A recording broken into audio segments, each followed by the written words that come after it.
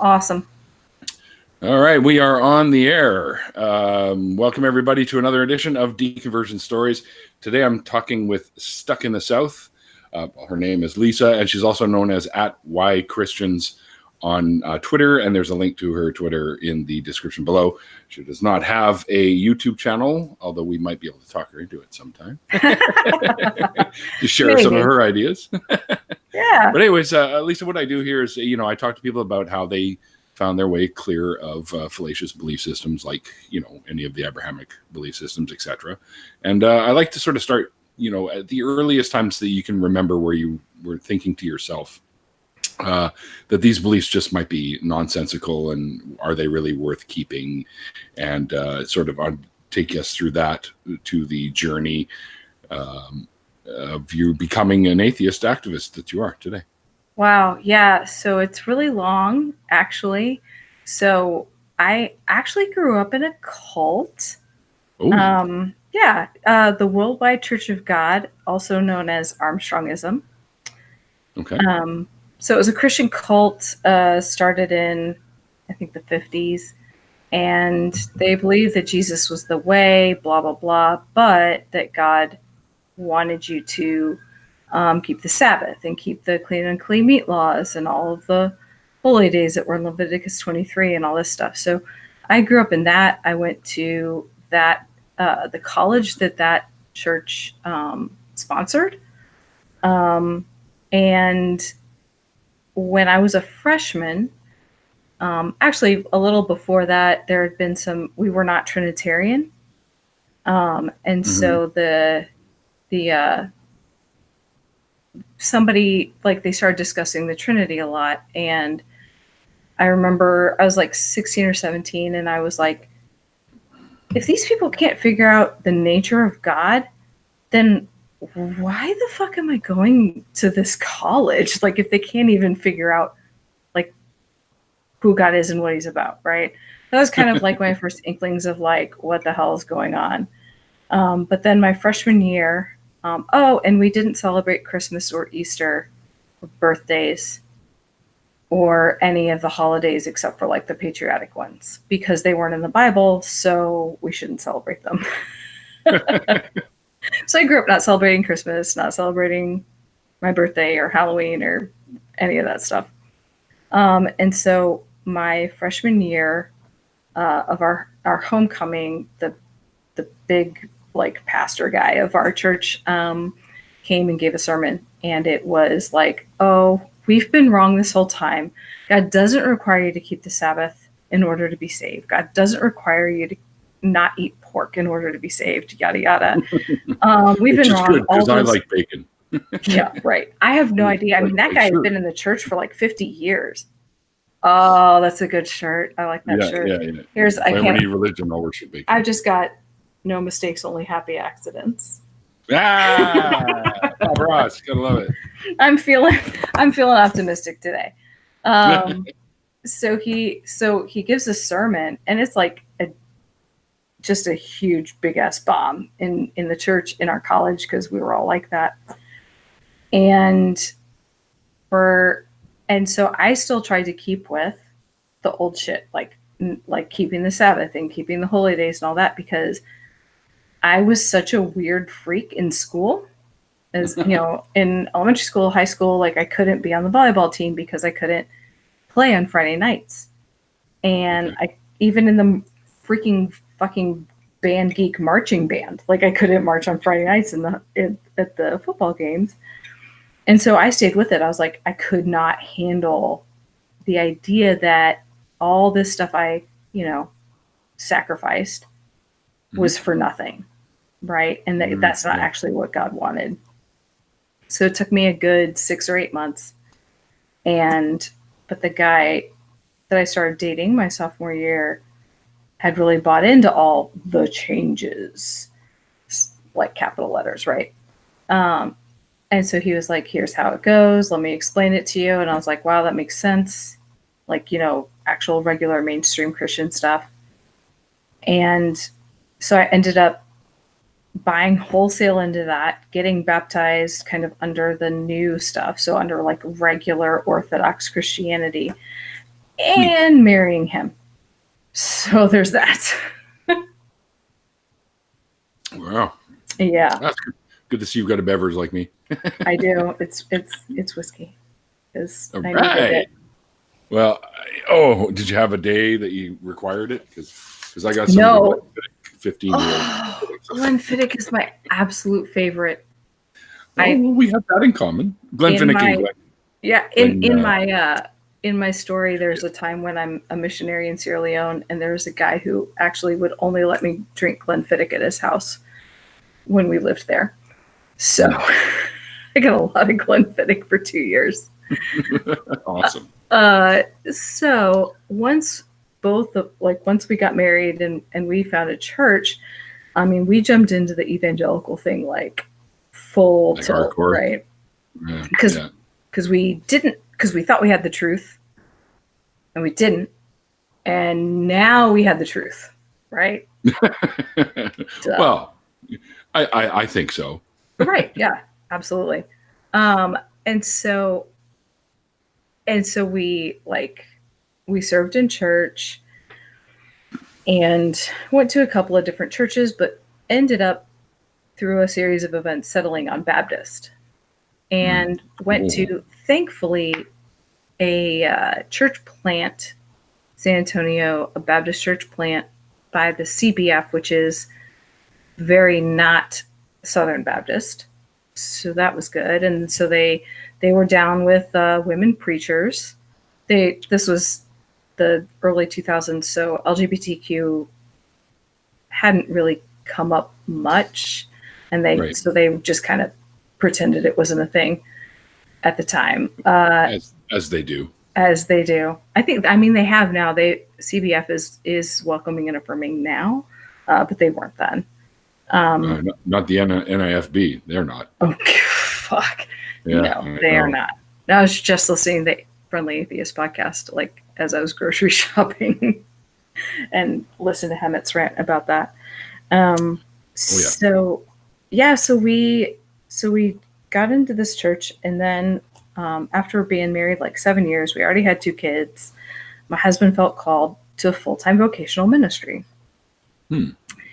And part of the reason that I started dating him is because I didn't think he was going to be a pastor. Oops. Yeah, because I've never fit into the female Christian category. Right. Like, I've never been, well, I didn't know it at the time, but I was undiagnosed ADHD. So my housekeeping skills sucked. Wasn't that great at cooking. Just all of those things that this like the Christian women are supposed to do or be interested in. Oh, hell no. I don't care about scrapbooks. I just don't. And I don't want to be a sinner for not wanting to document every single day of my children's lives. Mm-hmm. So that kind of separated me out again from the people that I was supposed to be with. You rebel, you. Apparently it's the executive function problems. I don't know.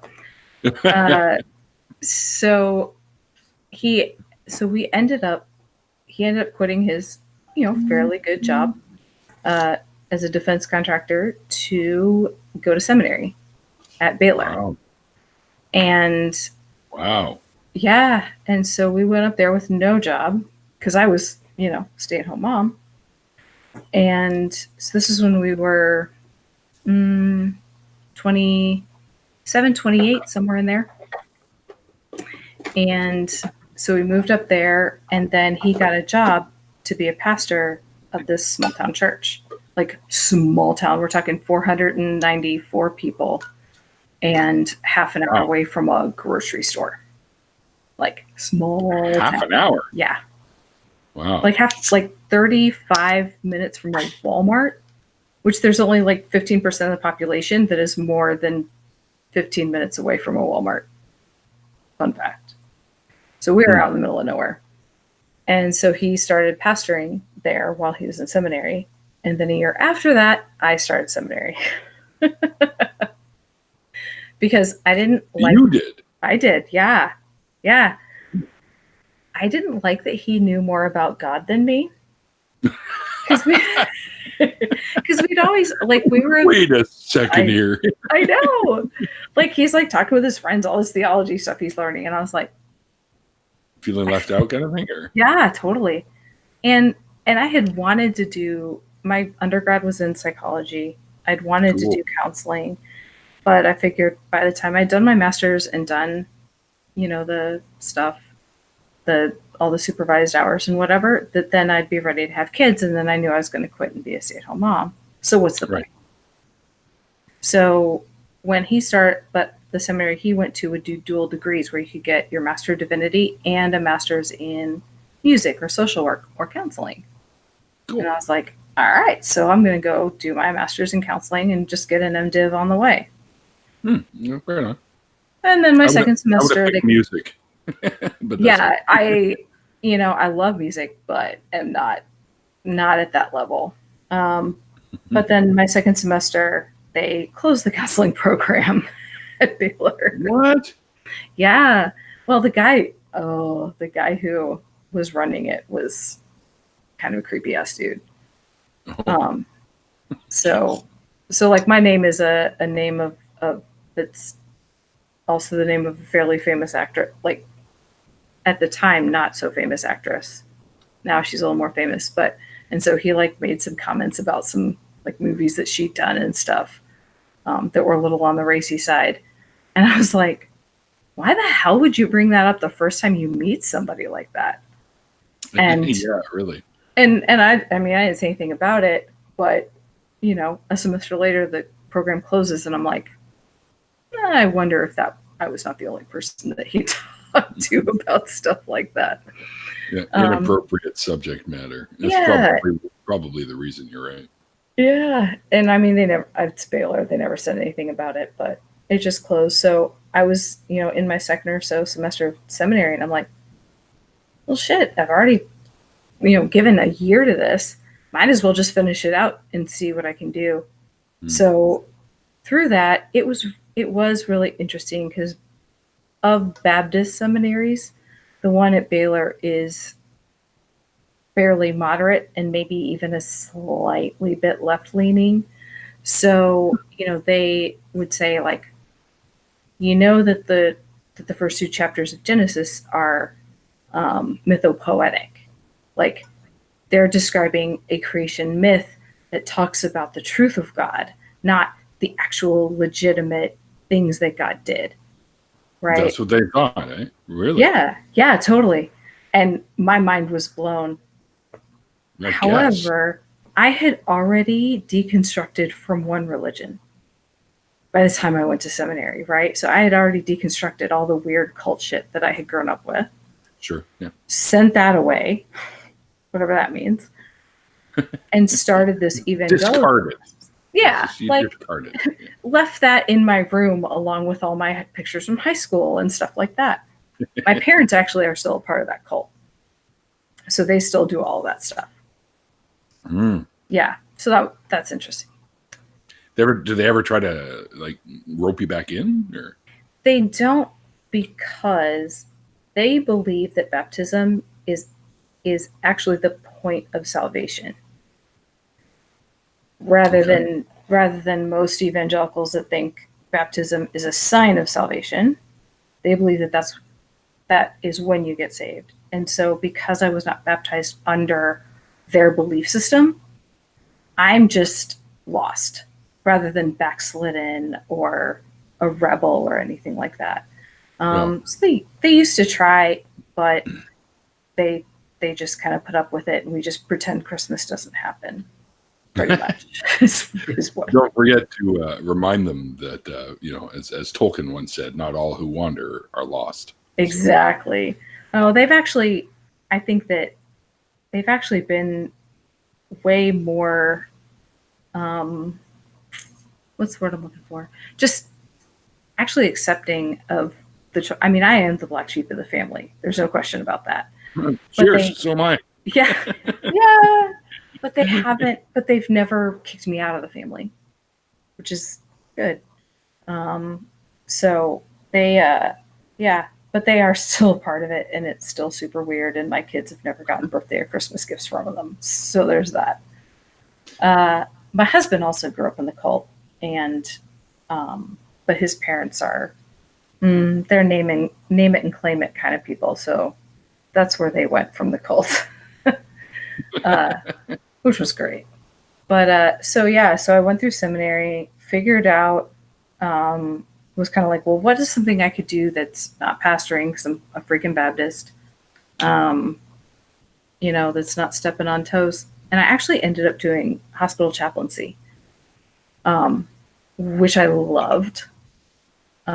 It was amazing that people let me into their lives at such devastating and intimate moments and let me sit with them and be silent or pray or just, there was a Muslim family that obviously did not want me to pray with them, but they wanted me to find a funeral home that would observe the Muslim restrictions with dead bodies and all that kind of stuff. And so I was able to do that for them.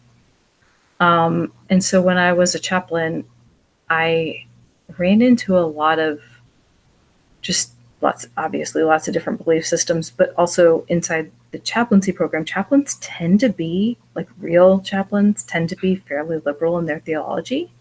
Mm-hmm. And so I kind of got exposed to good, I guess. Yeah, I mean, it lets them be a lot more accepting and kind of the whole Rogerian, like unconditional positive regard kind of thing than other people. I like that. Unconditional positive regard. That's sounds cool. It is. It's from, I can't remember his first name, but a guy named Rogers back in the 60s who was a psychologist. He said that counselors need to have unconditional positive regard for their clients in order to give them a safe space to open up and like talk about whatever it is that they need to talk about. Yeah, that makes sense, actually. Yeah.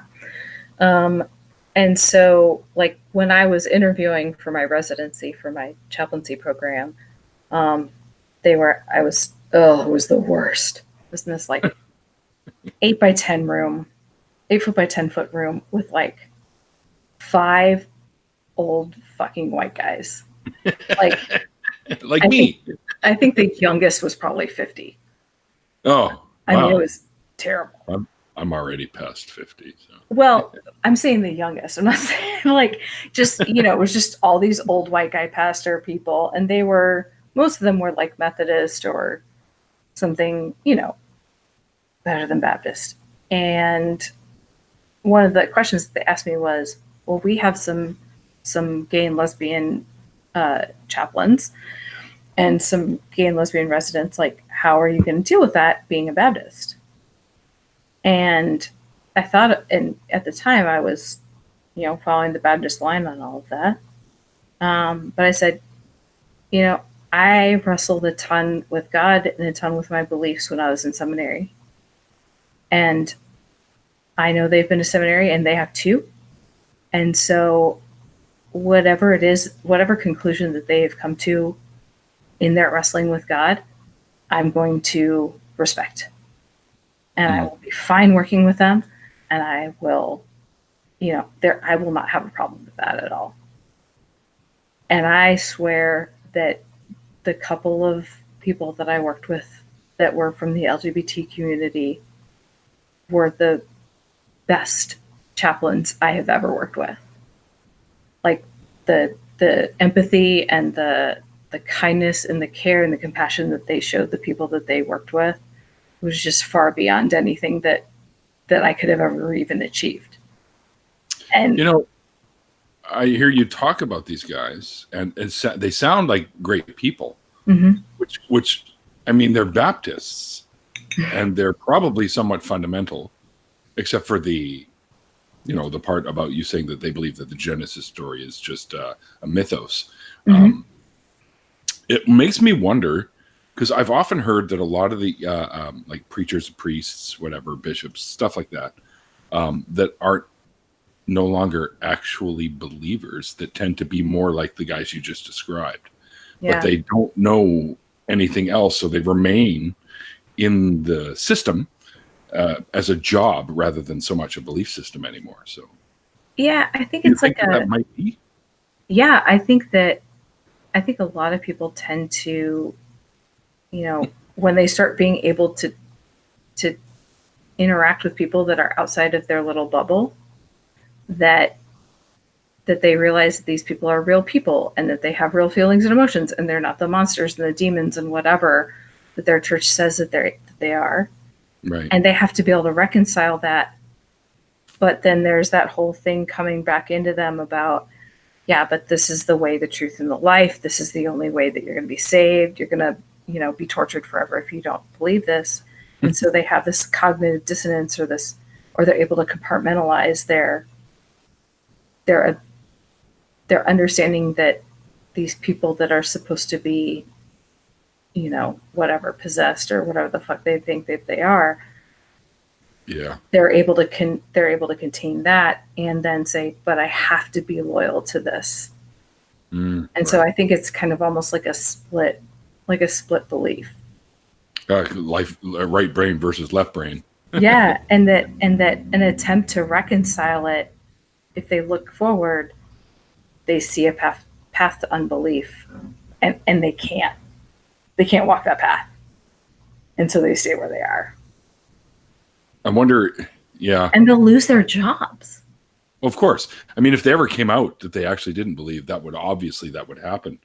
Well, if they came out and thought that LGBTQ people, or they came out and thought that, that these people are real people who can love God and whatever, like, sure. And that if they came out and said that, they'd lose their jobs. Or if they came, like, my husband had a big fight with one of the church councils, like, in our local church in that tiny town we were in, because our music minister was a woman, and he named her in the freaking fucking bulletin, associate pastor for worship. Mm-hmm. And they had a meltdown because they had a woman's name and pastor in the title. And she led songs and, like, put together, like, what music we sang. But he relented and said, okay, fine, she's associate minister for worship. Right. And I'm sure she didn't line up songs from, like, Slayer or anything, though.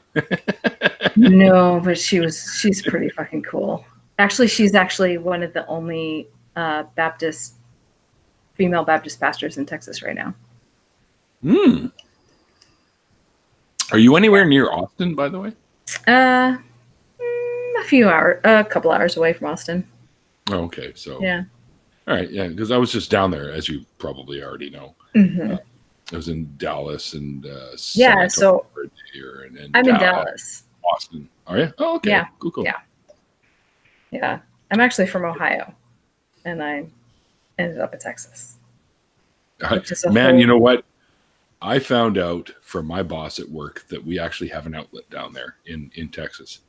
I didn't get to the specifics of where in Texas it was, but I said, you know what? If I could, I would take a position there. If they opened up an antifreeze lab down there, I would take a position there in a heartbeat.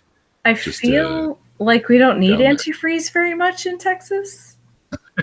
Well, it's also, don't forget, antifreeze is also a coolant. Yes, so it's called coolant and antifreeze. It works on both sides. So we actually, so I'm in. This sounds weird since I'm kind of in the middle of my story about where I'm a hospital chaplain, but right now, I'm actually an energy analyst, and I deal with HVAC, building environmental controls and lighting for a retail company. And so I know that chillers use a lot of antifreeze, either just, running the water through so the pipes don't freeze, but also up north put antifreeze in the pipes instead of the water in order to make sure that they don't become blocks of ice in the chill water. It's useful. So, yeah, it totally is. So expect me to move down there if that ever happens. Dude, in Texas, there are. I love it there. There are not many of us, and as a woman in Texas, yeah, kind of fucking sucks. But yeah, so I did chaplaincy for about 3 or 4 years, and in that same time frame, my husband and I started feeling restless. Like, nah, what do we want to do next? Like, he was having a crappy time at the church that he had moved to up here to be pastor. They didn't want to do things like minister to the Hispanic people that had moved into that neighborhood, and stuff like that. He was fairly fundamental in his like theology, but had the whole like, no, we need to help the least of these kind of things. So let's do ESL classes for the Hispanics and the South Asians that are coming into our community and that kind of thing. And the church was like, no, but they won't be able to tithe, kind of crap. So he was all about the money. Yeah. So he was feeling pretty crappy about that. And I was just, we were both feeling kind of restless, and our kids were getting a little older. They were in kind of late middle elementary school, and we got this idea that God had told us that he wanted us to do missions. What did he call you? Hey, yeah, exactly. No, the restless. I'm using the golden heaven phone. And yeah, that would have made it better. No, the restless feeling in our hearts was obviously from God, and we just had to figure out what he wanted. Of course. And so he ended up running at the SBC. I think it was the SBC convention, but it may have been just the Texas Baptist Convention, running into his old pastor and was telling his old pastor about these feelings. And basically the old pastor was like, well, my wife is running a nonprofit that does a lot of work in this West African country. What do you guys think about going there and working there? And we were like, yeah, that rocks. We should totally do that. And so we moved to West Africa for 2 years. Awesome. Yeah. With our children, who were 10 and 12 at the time. And so we lived there for 2 years. And it was actually when we were in country, when we were there, is when I started deconstructing. Right. Getting all the way to that point. Because it seems like an odd time for that to start happening. You know what I mean? Like you've just committed to this for 2 years, and all of a sudden everything's the blocks or the dominoes are starting to fall. Yeah, it was. I mean, it was a whole combination of things. Marriage was not doing well, and it was interesting because here in the U.S.,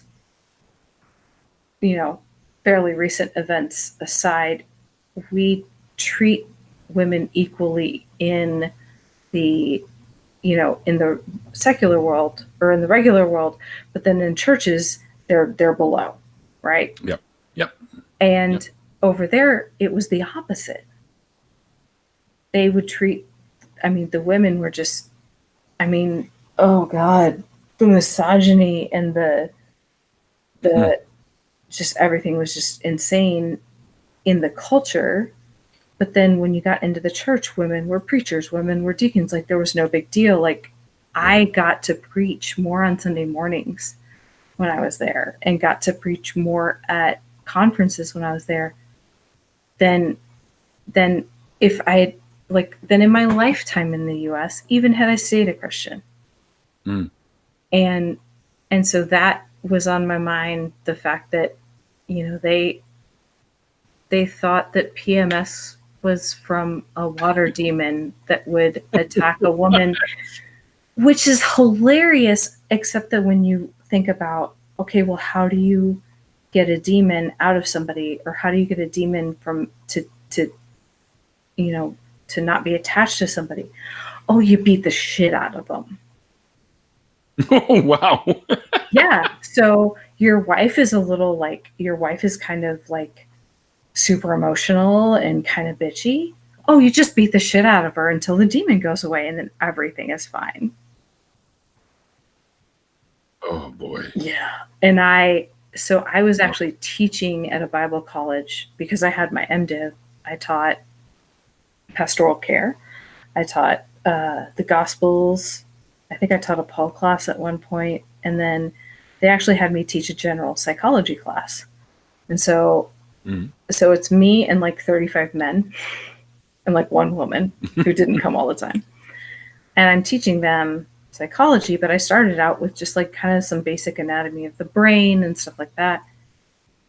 And they didn't know anything about hormones. They didn't know anything about estrogen or testosterone or whatever. Like everything that they had in this country. I mean, it is a developing country. It's a country that went through 10 years of war.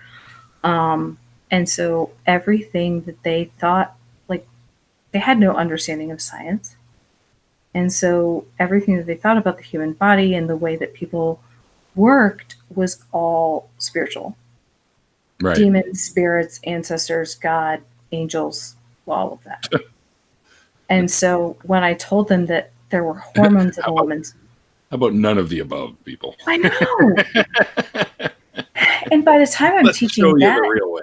And by the time I'm teaching that, I'd started deconstructing, mostly kind of spurned on by the fact that I had been praying for years and years and years to become a more submissive wife. I've been praying for years and years. Oh, really? Yeah. That's the kind of conditioning that just fucking blows me away. Well, that people would want to even support that kind of conditioning too. But you're sort of brainwashed into it. I've been brainwashed into it since I was a baby, right? Mm-hmm. And my personality is actually fairly passive. Just naturally, I'm a kind of passive person. Sure. And so that really folds in nicely to submissiveness. To submissiveness. Absolutely. and to believing that that's kind of a way to whatever, bliss, I don't know. So I've been praying and praying and praying to be more submissive, and I've been praying for that submissiveness to be like recognized and appreciated and affirmed and whatever. And I kept having more and more rebellious thoughts. Which I think comes naturally in that kind of condition. Well, and I mean, most people don't want to be controlled, whether it's by religion or something else. It depends on the situation. Yeah, I agree.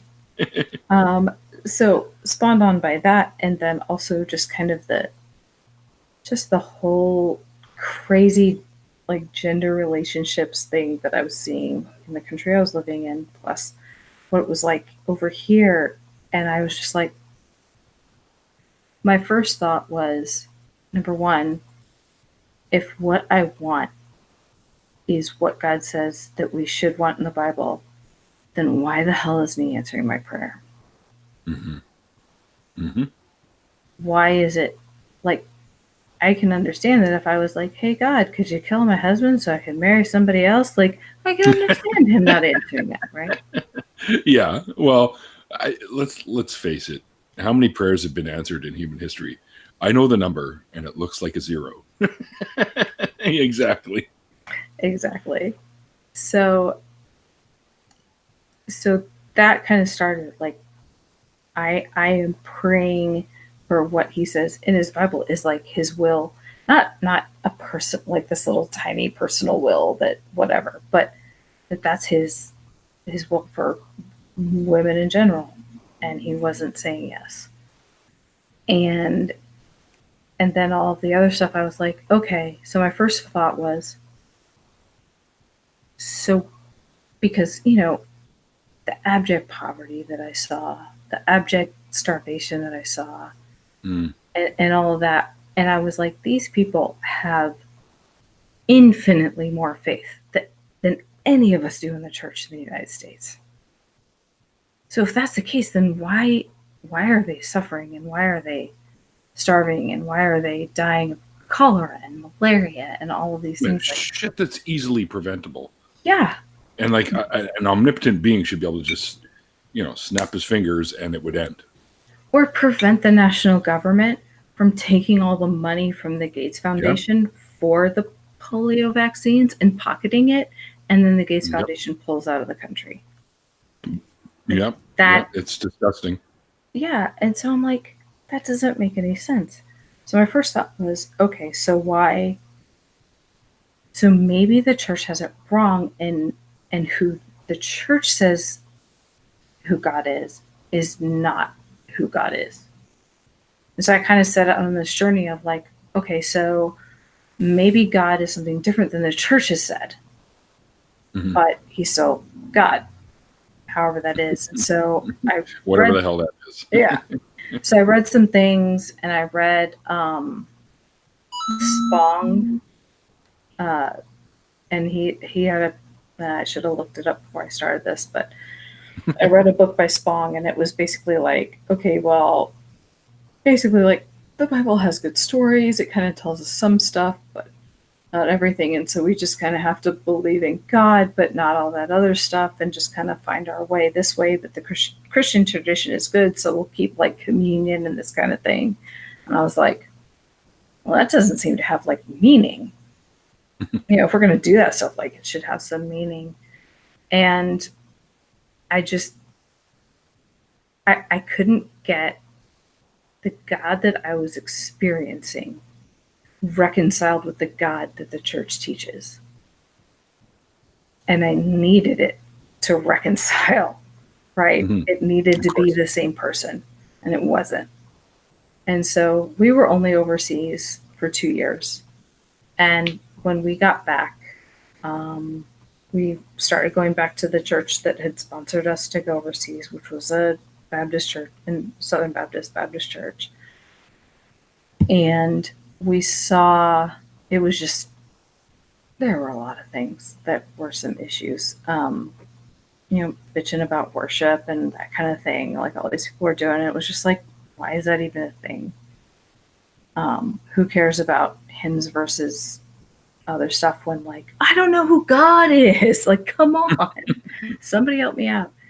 And the thing is my husband and I knew the pastor pretty well because we had talked a lot with them in our preparations to go overseas. And he was preaching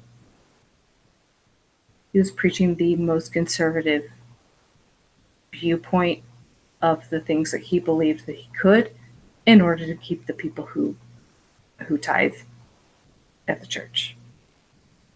Of course, yeah. And I was like, well, this sucks. And then my kids, who were teenagers at the time, were telling me about a Sunday school lesson that they'd had where they'd split the boys and the girls up because they were going to talk about sex. And their Sunday school, and I had started feministing my boys while we were overseas. Well, it's always a good idea. Yeah.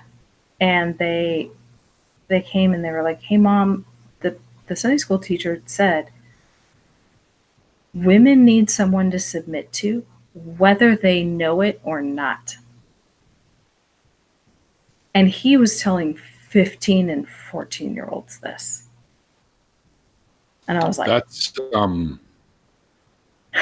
in my mind, that's a criminal offense.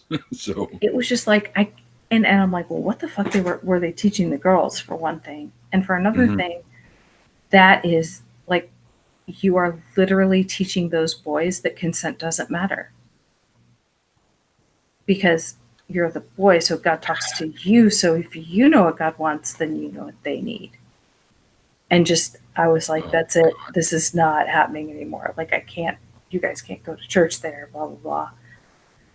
So yeah, that's not fucking cool at all. No, that was happening.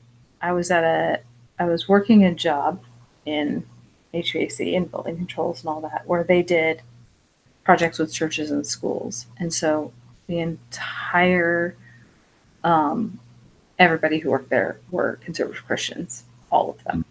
And again, not fitting in. Yeah, not fitting in. I'm already feminist by this time. I'm already not anti-gun exactly, but definitely maybe some changes happening. I'm pro-choice, at least, where nobody else was. And so I was just this oddity. My husband worked there. He was higher than me because he worked there longer. So I'm sitting there and I'm trying to balance what I believe to be right and just and true, and trying not to make him look bad.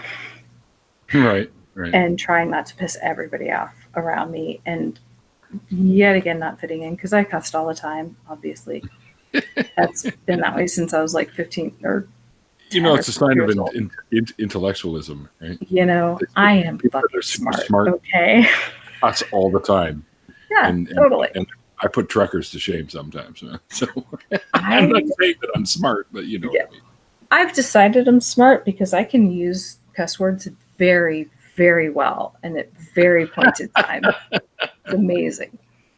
So yeah, so I'm in this like psycho culturally conservative, like make me a fucking sandwich, let me open the door for you because I'm a man kind of shit. And I'm like, I can't deal with this anymore.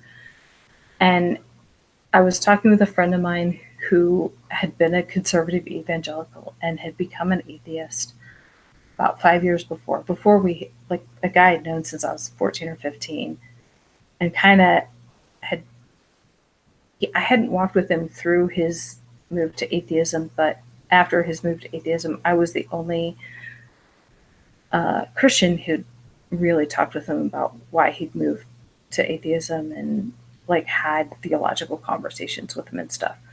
His guy Okay. friends just were like, "Oh, we're just going to ignore it because it's weird and awkward and we don't want to make him feel bad." And I was like, "Dude, let's have some pie and talk about it." And so he and I were talking, and I was just like, I don't believe anymore. Like, none of this makes sense. None of it is like true. We're trying to take a 2,000-year-old culture and stick it on today. Yeah, it doesn't work. And it doesn't seem like God exists, but if it does, it's not whatever it is that this religion says he is not who he is. No, exactly. And so that was May of 2015, probably. And Wow. So that's fairly recent. yeah, yeah. And so it But was, I guess you still had those feelings sort of underpinning, anyways. yeah, I mean, that stuff had been, all those things had been kind of just swirling around in my mind, probably since 2011. So before I went to West Africa. So 2011, 2012ish is probably Okay. when they started. And then, and I was theologically and biblically trained. I mean, I have 93 hours of master's level theology and Bible. I have the letters M dot comma div dot at the end of my name. Wow. And so I had, I had the ability, I had the resources to do all the research I needed to do. Mm-hmm. And by the time I came down to it, there's no way to know that it's true. And well, it depends on what you're referring to. The existence of a deity or whether or not the book itself is true. I mean, how can you unwrap those things and make them separate? Well, there are many people that believe in a god of some kind. They're deists, right? But they don't believe the book. So you can separate the two, but I think it's fairly clear that this book is full of nothing but mythologies, and not even original ones. They're ripped off of older ones. Right. And if that book is, if you can demonstrate, which we can, that book is at all has any falsehoods in it, then what does that say? That then the strings start to unravel, right? There's a fraying and everything starts to unravel. Because once you figure out that original sin never happened, then what the fuck is all this shit about? Yeah, exactly. Right? Yeah, one of my big breaking points actually was sitting in church and watching this like teenager choir, this youth choir, singing the little updated version of Amazing Grace, and hearing them talk about how they were a wretch and how God saved them. And I'm like, none of you are fucking wretches. All of you have like all the potential in the world. And why are we teaching our children? Holy shit, why are we teaching our children that they're wretches? Yeah. Like, it makes them like, I just sobbed in the middle of Yeah, it church. is. It's heartbreaking. I mean, It is. you're telling children, literally almost days after they're born, that they were born with the sin of their forefathers for something like 7 generations. In some instances, they say that they're born unworthy and need saving, that they're born broken and need fixing, and that they have all the cures and a system to do that for you, as long as you're paying 10% of your income. It's just, somebody put it quite nicely the other day. Gods are an invention of man. When we needed something to explain things we didn't understand. Eventually, religion came along when people figured out that they could use those beliefs to manipulate other people with. And that's the thing is like, as I read this book that just pissed the hell out of me most of the time, but Moral Righteousness by Jonathan Haidt. One of my friends had recommended it to me. And it was basically like, look, in tribal culture, which obviously, well, at least I think obviously we're kind of that way, is very much now. But in tribal culture way back, like one of the things that they needed is a way to not only control the tribe, but also make people the other and make that other scary to protect themselves from other tribes and to keep that other away. And that's where religion came in, and moralism and all of those things. And so I'm like, yeah, that makes sense. Yeah, well, human beings are tribal. We're genetically encoded to be, and it stems all the way back from our hominid ancestry.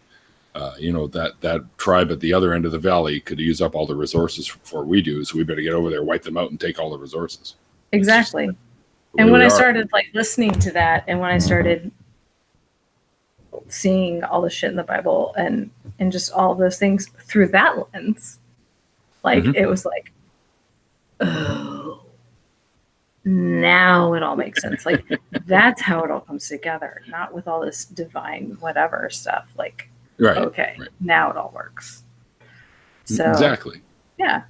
So and it makes me laugh when people say, "Oh, you're just being tribalistic." I'm like, and you're not. Like, come on, really? Yeah, totally. Yeah, absolutely. We all have those behaviors, even today. Even if we don't want to admit it, we do. Well, I mean, we've only been able to maybe technically, our society has been able to be not tribalistic for what, the last 100 years or 2, maybe? Yeah, but we still do it anyways. Yeah, because we have a billion years behind us of needing that. That's not going to get spread out of us anytime soon. It goes right to even sports. Like you've got Patriots fans and you've got New York Jets fans. That's Browns fans. Yeah, well, even that, sure, yeah. Yeah, Browns fans. I was a big Browns fan for a long time in the 80s. We can be a Browns fan and never be disappointed because they always suck. I still cheered for them. It's great. Yeah, you can cheer for them, but you at least are not disappointed and think that something's going to happen when it doesn't. Well, I'll always be a Seahawks fan because Seattle is the closest NFL team to me. Yeah. So, yeah. I don't hate any. I love everybody. Yeah. But I watch more CFL games than I do when they're around. When they're going. But then when the NFL kicks in, I always generally slip over to that. Well, yeah, because we're America and we make everybody do what we want them to. I even work with a guy that used to play for the BC Lions, which is our CFL team. Yeah. Nice. He had to quit because he had a hip injury. His name's Corey Philpott, and both of his sons are actually star players now, and they're twins, which is crazy. Nice. Oh, that's cool. So, yeah. I ran into the center for so I grew up in Cincinnati, and I ran into the center for the Cincinnati Bengals back in the mid-90s. He was running on the track at my high school, and I was, being whatever. I was like, laughing with my friends, walking onto the track for practice, and literally just smacked right into him and bounced off and fell on the ground. And I looked up and I was like, holy crap, that's Anthony Munoz, the center for the Cincinnati Bengals. It's like, so sorry, it's okay. sir. Yeah. Can we do that again so I can tell him I did it twice? Can I take it for my future Instagram feed? That would be amazing. Yeah. Exactly. So awesome. Yeah. So now my I have one child who's not very religious at all. I have one child and both my children are LGBTQ. They're both bi. Okay. My oldest is a sophomore in college, and my youngest just graduated. I've always envied bi people. Yeah, why is that? You get the best of both worlds. That's the way I used to look at it. You get the best of both worlds. But now knowing that the LGBTQ plus community is so much bigger than it was when I was younger, or that we knew of when I was younger, the people came out about it when I was younger. So it was an old saying that, they get the best of both worlds. Yeah. But obviously there's more than both worlds now, but you get the gist. Yeah, and I was really proud of them. They came out. That's really cool. When I told my husband that I didn't believe anymore and that I was atheist, I promised him that I wouldn't tell anyone. Okay. I would keep it a secret. And especially, that was dumb. That was me just managing the destruction. And right. That I wouldn't tell my children, or our children. And so, but both of them came out as bi, like early in high school, to both me and my husband. And I was really proud of them for being that brave, because while it was fairly evident to them that I was not as conservative as he was, they came out to both of us. And so that's been good. And it's been making my husband, who is still a conservative evangelical, like really wrestle with all of that and try to get the Bible to reconcile that he loves his children and they're good people with, all of that is wrong. And so he still goes to church. I don't. I finally put my foot down about a year ago, saying I can't go anymore. Like it destroys me. And deceitful. Yeah. Right. Well, that's why I don't go to synagogue either. It's because I told my mom, I said, I'll go for weddings and shit, but that's it. Exactly. I was like, I'm lying to everybody. I had to lie to everybody at the company, at that conservative company I worked for. Finally got out of there about 6 or 7 months ago. And so now, just in the last few months, I feel like I've been able to breathe a little and kind of be more of who I am and not pretend to be Christian. And I mean that Christian speak just comes to me, of course, and it's going to probably for the rest of your life. Yeah, absolutely.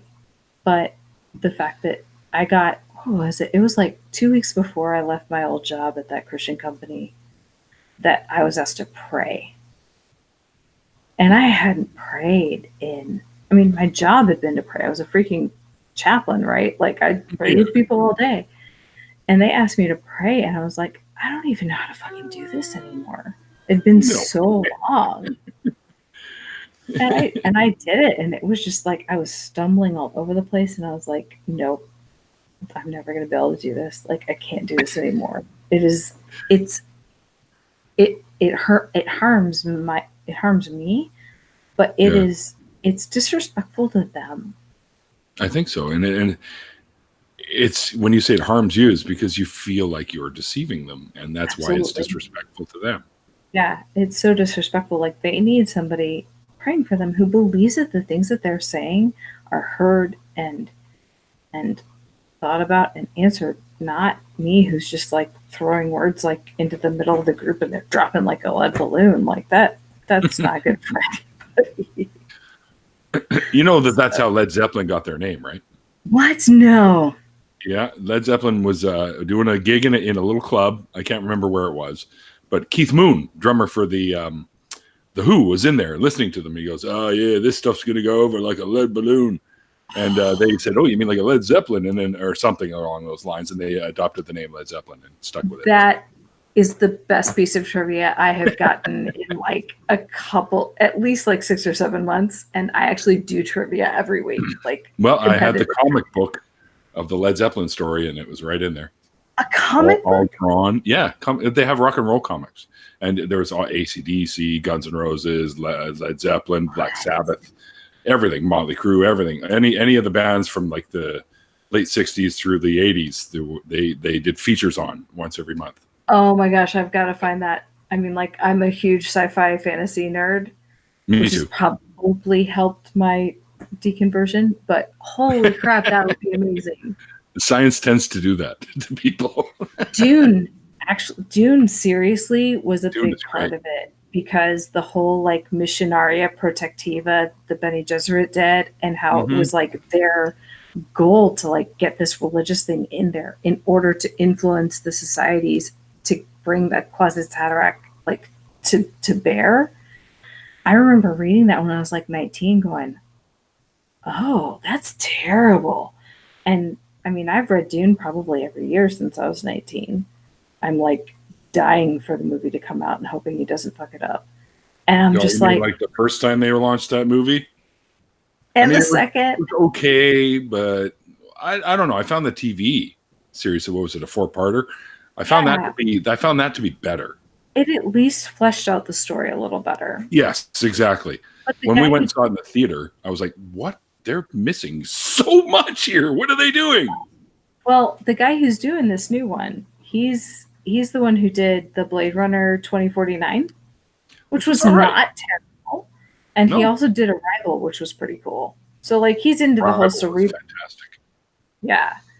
So, but anyway, yeah, it totally like Dune actually was kind of in the back of my head the whole time of like this religion thing is about control. This religion thing is about making all of this like tamping down society in order for it to be controlled.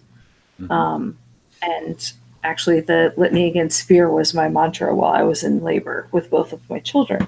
So like that book has really been like a central part of my life. It was a great series of books. So yeah, I've read all of them. And I'll have a litany against fear tattoo here eventually. But yeah, so science fiction and fantasy have definitely like influenced how I was thinking about things. But that is, yeah. And of course, in church, no woman is a science fiction fantasy person. Only the men. So if I talk to the men about science fiction and fantasy, well, then I'm like after their man, and then I get shunned, and it's amazing. It's great. It feels so good. We can't talk about pop culture references without everyone suspecting that we're trying to sleep with them. Right. Oh my gosh. Like just know, like I'm glad you sleep with him, but ain't nobody else gonna. So you should be married to him so you can still get some. It'll be great. Don't worry, I'm not interested. No, not at all. So yeah, there's my story, and I'm sticking to it. Awesome. Well, that's great. I love that. That's awesome. Well, thank you very much for sharing that with me. And you know what? We worked out to right on an hour because it's now 2 minutes after. We kicked in at 2 minutes after 6. Nice. So look, I still got my sermon planning all ready so that I can end on time. It's perfect. Well, nice. As perfect as it can be, because actual perfection doesn't really exist, people. Remember that. Anyway. Well, Lisa, thank you so much. I had a great time chatting with you, and I still want cake now that you mentioned that on Twitter. Mini cake. Yeah, there's some out in the kitchen there, so I'll get some after. Nice. But guys, we're going to do an after party. So, and thank all you guys in the chat for hanging out with Lisa and I today.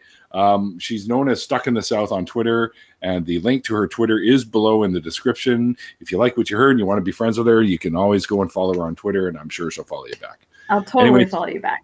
There you go. And we're going to get together for a little bit anyways. She's agreed to come in for a little bit for the after party, which I'm going to keep to around an hour and a little bit, because I'm going to go and see my friends downstairs. He's got a nice new shipment of some pretty potent smokables, we'll say. So I got to go check this stuff out. Anyways, so we're going to do an after party. So anyone who would like to join, I will send you a link, either in my Neil's Usual Suspects group or a personal one. If you're not in that group, just let me know that you want to be involved, and I will send you a link. And Lisa, thank you so much again for doing this with me. I enjoyed it a lot, and hopefully your story will help someone somewhere, because that's kind of why I do these. So anyways, guys, thanks again for hanging out with us. And as I always say at the end of these things, like the late, great Christopher Hitchens once said, it's called faith, because it's not knowledge.